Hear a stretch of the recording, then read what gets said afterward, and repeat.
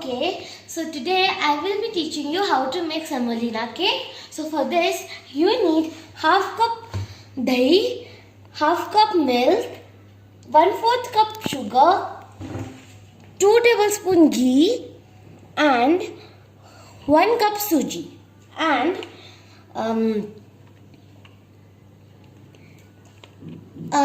a bit of baking soda and 4 to 5 drops of vanilla essence and a pinch of salt to enhance the flavor. And for baking soda, you have to put only half spoon, okay? Half teaspoon. So now we are going to put dahi, milk, sugar and 2 tablespoons of ghee. So let's start it. I'm going to add the ghee, the dahi, and now the milk, and now the sugar,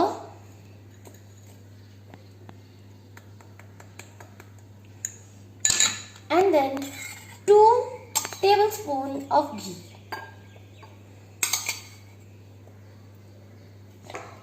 We will add suji, but we will mix it first. So I'm mixing it right now. Now we're going to add 1 cup of our suji.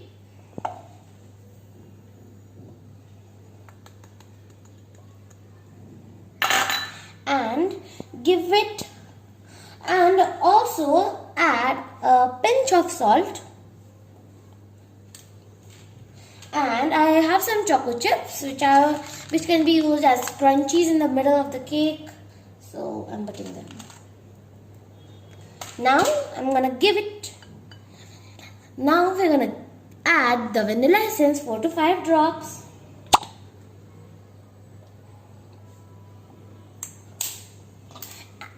And also give it a good mix. But remember, don't give it such a bad mix that the suji, that your batter becomes too liquidy or runny.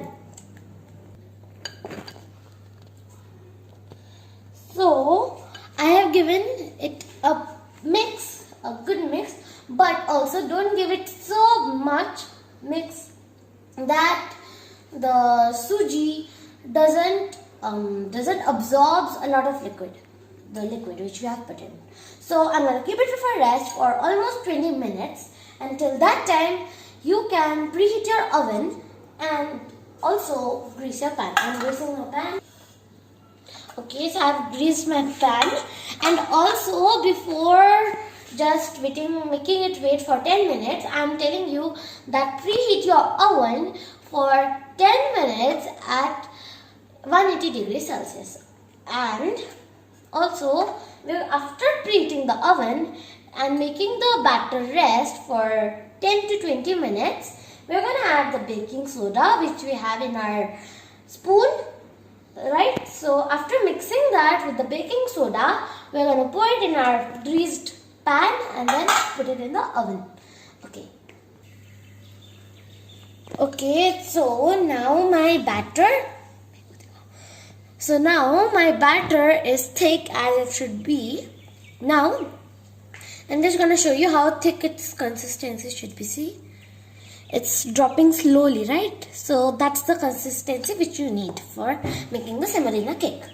Now I have taken half teaspoon baking soda. Now I'm going to put it by spreading it a bit, and I'm going to mix it fast as my oven is heating. So I've poured the batter in my pan. Okay, so I've poured the batter into my container like this. Now I also added some chocolate chips to make it look beautiful. Some toppings. So I'm gonna take the help of my mom to put it in the oven, and then she's gonna take it out for me. And also you can help your mom to clean the kitchen. Okay, so I took help from my mom, and here's the cake. So she took it out from me, and it looks wonderful, right? So it's so pretty. Now I'm gonna keep it in the freezer for making it cool a bit so that it's eatable. So I'm gonna cut the piece right now to show you how it's from inside so that you can make it.